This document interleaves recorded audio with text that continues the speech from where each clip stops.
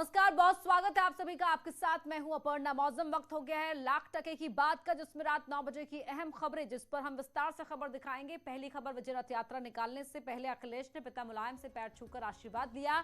दूसरी खबर, लखीमपुर खीरी हिंसा को लेकर प्रियंका गांधी ने मौन व्रत के जरिए केंद्रीय मंत्री को हटाने की मांग की। तीसरी खबर, यूपी चुनाव को लेकर यूपी बीजेपी की दिल्ली में मंथन बैठक हुई, जिसमें 100 दिन के कार्यक्रम का रोड मैप तैयार किया गया। और चौथी खबर, 3 दिन की पुलिस रिमांड पर आशीष मिश्रा। आज दिल्ली में यूपी बीजेपी की बैठक हुई। 4 घंटे तक चली मैराथन बैठक में आगामी 100 दिनों में 100 कार्यक्रमों को लेकर चर्चा की गई और चुनाव को लेकर रोड मैप तैयार किया गया। इन कार्यक्रमों को लेकर सभी मोर्चों को भी अलग अलग काम सौंपा जाएगा और उनको तय समय में काम पूरा करने का लक्ष्य दिया जाएगा। इसके अलावा पार्टी के अन्य कार्यक्रमों को लेकर भी मंथन किया गया।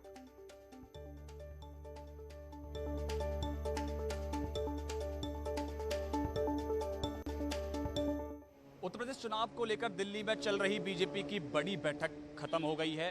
4 घंटे से ज़्यादा चली इस बैठक में यूपी विधानसभा चुनाव को लेकर रोड मैप तैयार किया गया। अगले 100 दिन में 100 कार्यक्रम करने का लक्ष्य रखा गया। उसके साथ साथ तमाम जो मोर्चा हैं उनको भी टास्क दिया जाएगा तमाम सारे कार्यक्रम करने के लिए, चाहे वो युवा सम्मेलन हो या बूथ सम्मेलन हो, पन्ना प्रमुख सम्मेलन हो, या उसके साथ साथ जो लाभार्थी हैं, तमाम जो योजनाओं से लाभ मिला है सरकार की, केंद्र हो या राज्य की, उनके साथ सम्मेलन करने की बात हो। तो इन सम्मेलनों को लेकर आगे चर्चा की गई और एक रोड मैप तैयार किया गया। इसके साथ साथ जो कि क्योंकि लखीमपुर मामले को लेकर भी चर्चा इस बैठक में की गई, उसमें बताया गया कि किस तरह का ज़मीन पर लखीमपुर मामले को लेकर एक संदेश जा रहा है और उसको लेकर पार्टी किस तरह से आगे बढ़ना चाहती है। तो इसको लेकर भी इस पूरी बैठक में चर्चा की गई। इस पूरी बैठक की अगर बात करें तो बीजेपी अध्यक्ष जेपी नड्डा, यूपी बीजेपी अध्यक्ष स्वतंत्र देव सिंह, केंद्रीय राष्ट्रीय संगठन महामंत्री बीएल संतोष, उनके साथ साथ जो धर्मेंद्र प्रधान चुनाव प्रभारी हैं, राधा मोहन सिंह जो यूपी प्रभारी हैं, ये सब लोग इस बैठक में शामिल रहे। तो इस बैठक में यूपी चुनाव को लेकर महामंथन किया गया। कैमरा पर्सन प्रकाश गुप्ता के साथ पवन गौड़, नवप्रगट 3, दिल्ली। लखनऊ में सीएम योगी ने वीडियो कॉन्फ्रेंसिंग के जरिए अधिकारियों के साथ अहम बैठक की। सीएम योगी ने आगामी त्योहारों और किसानों के आंदोलन को देखते हुए फील्ड के अधिकारियों को सतर्क रहने के निर्देश दिए। साथ ही धान खरीद को लेकर फील्ड में जाकर अधिकारियों को निरीक्षण करने के निर्देश दिए। सीएम ने अधिकारियों से साफ साफ कहा कि लापरवाही बर्दाश्त नहीं की जाएगी। सीएम योगी ने दिवाली तक सड़कों की मरम्मत का काम पूरा करने के निर्देश दिए, क्योंकि गड्ढा मुक्त सड़कों के लिए सरकार प्रतिबद्ध है।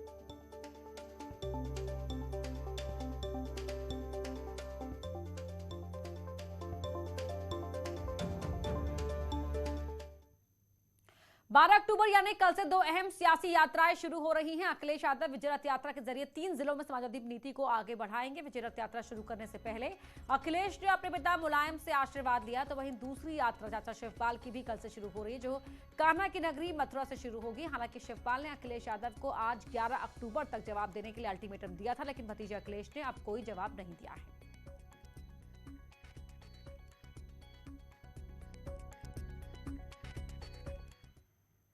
यूपी की सियासत में आज की अहम तस्वीर, कल से अखिलेश यादव विजय रथ यात्रा के जरिए यूपी चुनाव के घमासान में कूद रहे हैं। विजय रथ पर चढ़ने से पहले अखिलेश यादव ने पिता मुलायम से आशीर्वाद लिया।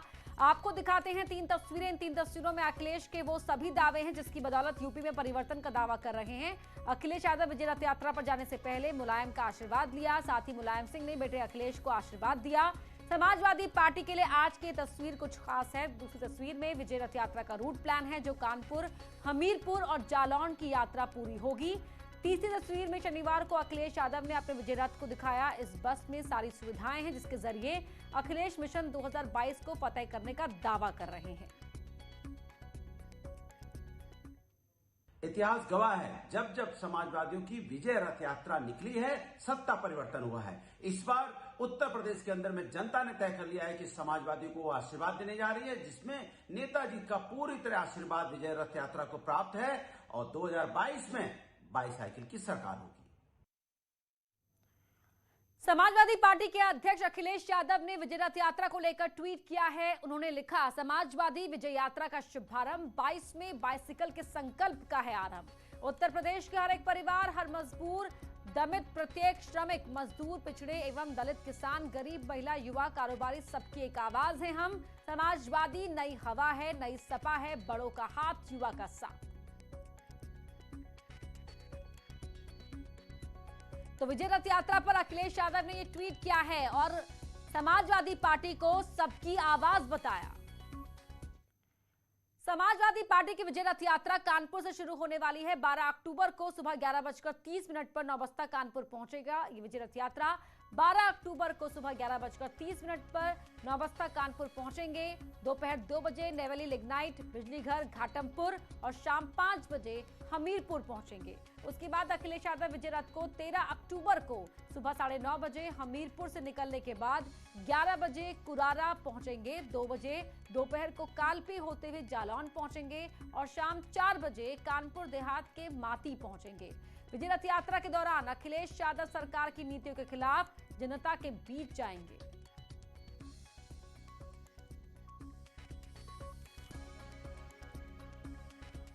विजय रथ यात्रा के द्वारा चुनाव अभियान की इस चुनाव 2022 के चुनाव अभियान का श्री गणेश करेंगे। पवित्र माँ गंगा जी के पुल से और यमुना नदी तक, माँ यमुना नदी तक कोशिश ये होगी, जिस तरह से हम तैयारी कर रहे हैं और जनता का रिस्पांस है, मुझे लगता है यहाँ से लेकर बुंदेलखंड तक एक तरफा हम जीतेंगे, हमारे विरोधियों का सफाया हो जाएगा। लखीमपुर हिंसा पर सियासत रुकने का नाम नहीं ले रही है। लखीमपुर में सियासी शोर के बाद प्रियंका गांधी लखनऊ में मौन व्रत के जरिए प्रदर्शन किया, जिस पर बीजेपी ने जोरदार प्रहार किया।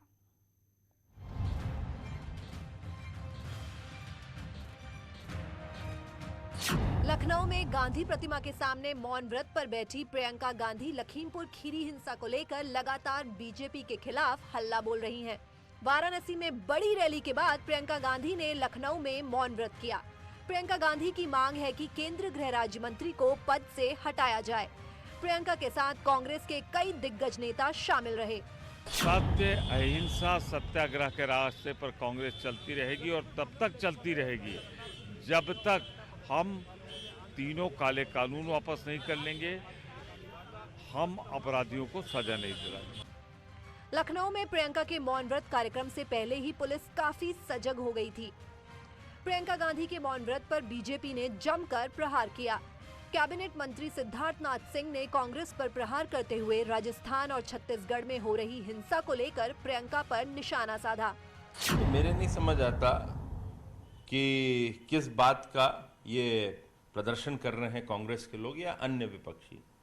कानून, हमने पहले भी कहा था, कानून अपनी तरीके से काम करेगा, लेकिन जो इनको करना चाहिए भाई बहन को, वो विषय ये है कि इनको गूगल मैप भिजवा रहे हैं हम लोग। एक का रास्ता जाएगा राजस्थान, जहां पे लिंचिंग हुई दलित की और आज तक नहीं गए, और दूसरा जाएगा छत्तीसगढ़ कि अपने मुख्यमंत्री से पूछेंगे कि किसानों को हत्या क्यों करी गई है वहां पर। तो अभी तक आप वहां पे क्यों नहीं मौन व्रत रखे हुए हैं?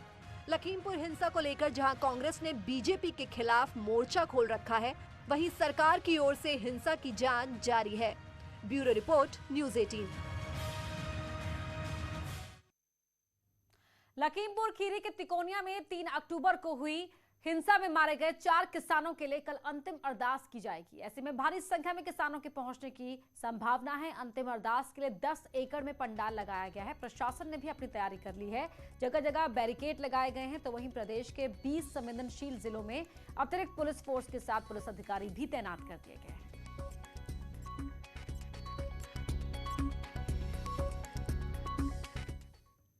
लखीमपुर खीरी में हुई हिंसा के मुख्य आरोपी आशीष मिश्रा को कोर्ट से कोई राहत नहीं मिली है। लखीमपुर की सीजेएम कोर्ट ने आशीष को 3 दिन की पुलिस रिमांड पर भेज दिया है। मामले की जांच के लिए बनाई गई एसआईटी टीम अब आशीष मिश्रा से और ज्यादा सवाल जवाब कर सकेगी। आशीष मिश्रा को एसआईटी ने वीडियो कॉन्फ्रेंसिंग के जरिए कोर्ट में पेश किया। अधिकारियों ने जांच करने के लिए आशीष मिश्रा की 14 दिन की पुलिस रिमांड मांगी थी, लेकिन कोर्ट ने 3 दिन की रिमांड पर भेजा।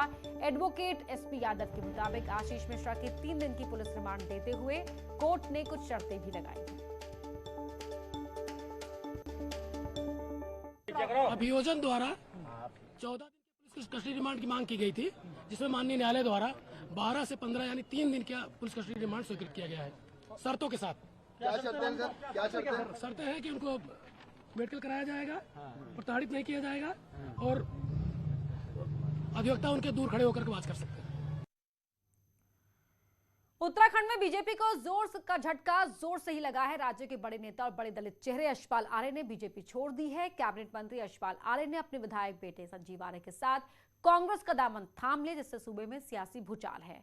हाल ही में बीजेपी ने कांग्रेस के एक विधायक और 2 निर्दलीय विधायकों को अपनी पार्टी में शामिल कराया था, मगर अब कांग्रेस ने यशपाल जैसे बड़ी फिगर की वापसी कराकर मास्टर स्ट्रोक खेला है। उत्तराखंड में विधानसभा चुनाव से पहले नेताओं के दल बदल का खेल जोरों पर है। सोमवार को दिल्ली में धामी सरकार में कैबिनेट मंत्री यशपाल आर्य कांग्रेस में शामिल हो गए। प्रदेश की राजनीति में दलितों का बड़ा चेहरा माने जाने वाले कैबिनेट मंत्री यशपाल आर्य के साथ साथ उनके बेटे और विधायक संजीव आर्य ने भी कांग्रेस ज्वाइन कर ली। यशपाल आर्य ने कांग्रेस में शामिल होने को घर वापसी बताया और कांग्रेस को मंदिर। मुझे यहाँ पर कांग्रेस के इस पवित्र मंदिर में आने का सौभाग्य और अवसर प्राप्त हुआ है। यूं कहूं कि आज मैं अपने परिवार में आया हूं, पुनः अपने परिवार में सम्मिलित हो रहा हूं। मेरी घर वापसी हो रही है। ठीक 5 साल बाद यशपाल आर्य की घर वापसी हुई है। यशपाल आर्य कांग्रेस के उन 9 विधायकों में शामिल थे जिन्होंने 2016 में कांग्रेस छोड़ बीजेपी ज्वाइन कर ली थी। करीब 69 साल के यशपाल आर्य मौजूदा समय में उत्तराखंड की सियासत में सबसे बड़ा दलित चेहरा हैं। उनकी घर वापसी से बीजेपी को बड़ा झटका लगा है। न सिर्फ कुमाऊं बल्कि गढ़वाल में भी दलित वोटर्स के बीच आर्य का अच्छा खासा दबदबा माना जाता है। पूर्व सीएम हरीश रावत ने पूरे कांग्रेस परिवार की तरफ से यशपाल आर्य का स्वागत किया। पूरे कांग्रेस परिवार की तरफ से, उत्तराखंड कांग्रेस परिवार की तरफ से हृदय की गहराई से स्वागत करते हैं, क्योंकि हमारे शरीर का एक हिस्सा जो किसी कारण स्वरूप हमसे अलग दिखाई देता था और जो हमको बराबर तकलीफ पहुंचाता था, वो आज फिर हमारे साथ जुड़ गया है, हमारे शरीर के साथ जुड़ गया है। यशपाल आर्य के कांग्रेस में शामिल होने पर सीएम धामी ने भी प्रतिक्रिया देते हुए कहा कि बीजेपी के लिए पहले राष्ट्र है, फिर व्यक्तिगत हित। जिसे भी इससे दिक्कत है वही पार्टी छोड़ता है। उन्होंने कहा कि शायद यशपाल आर्य के अपने हित रहे होंगे, इसलिए उन्होंने पाला बदलने का सोचा।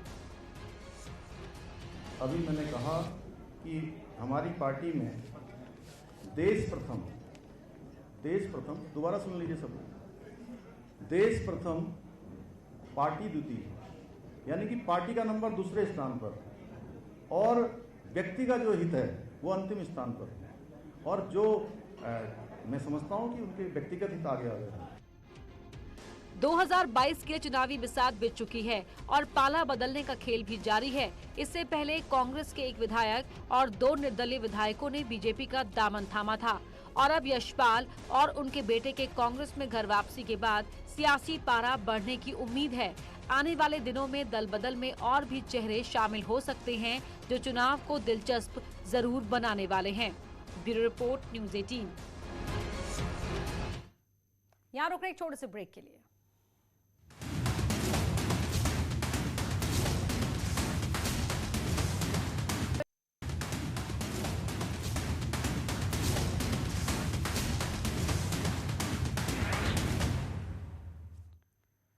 जम्मू कश्मीर में आतंकियों के साथ मुठभेड़ में सेना के 5 जवान शहीद हो गए। जम्मू के पुंछ में आतंकियों की घुसपैठ की सूचना मिलने के बाद सुरक्षा बल के जवान आतंकियों की घेराबंदी करने पहुंचे और आतंकियों के खिलाफ सेना का ये ऑपरेशन एक बड़ी जंग में बदल गया। एक तरफ पुंछ में आतंकियों की फायरिंग में 5 जवान शहीद हो गए, तो वहीं आज सुबह सुरक्षा बल को भी कामयाबी मिली जब उन्होंने अनंतनाग और बांदीपोरा में एक आतंकी को मार गिराया।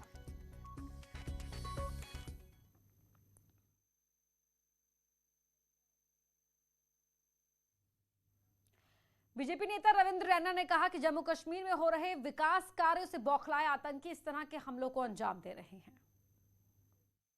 राजौरी सेक्टर में यहां सीमा पार से घुसपैठ करके आतंकवादियों के साथ एक एनकाउंटर में भारतीय सेना के कुछ जवान जो वहां शहीद हुए हैं, उनको पूरा देश नमन करता है।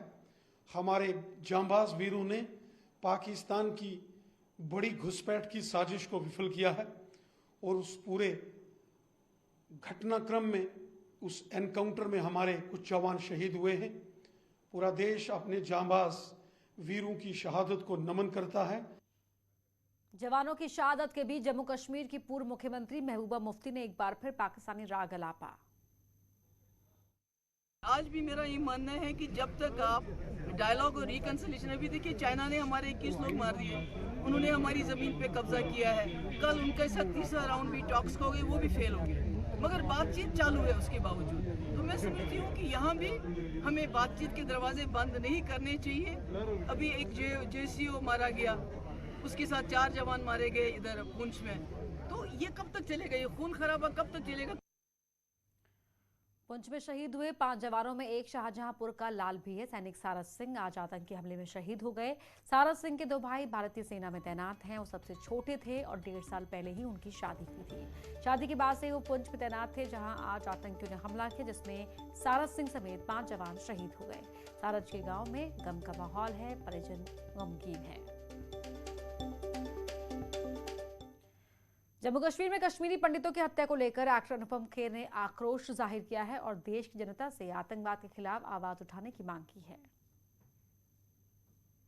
आज ये 130 करोड़ देशवासियों की प्रॉब्लम है, इसलिए जगाइए अपने अंदर के जमीर को, अंदर के भारतीयों को, और उठाइए आवाज कश्मीर में टेररिस्ट के हाथों मारे जाने वाले हर हिंदुस्तानी के लिए, चाहे वो कश्मीरी हिंदू हो, बिहार से कश्मीर आया रोजी कमाने वाला एक गोलगप्पे बेचने वाला हो, एक स्कूल की सिख महिला प्रिंसिपल हो, पुलिस की वर्दी में एक नौजवान मुस्लिम पुलिस ऑफिसर हो, या भारतीय सेना का एक बहादुर सिपाही हो। उठाइए आवाज इनके लिए और बोलिए मेरे साथ, जय हिंद। इस बुलेटिन में इतना ही। खबरें जारी हैं।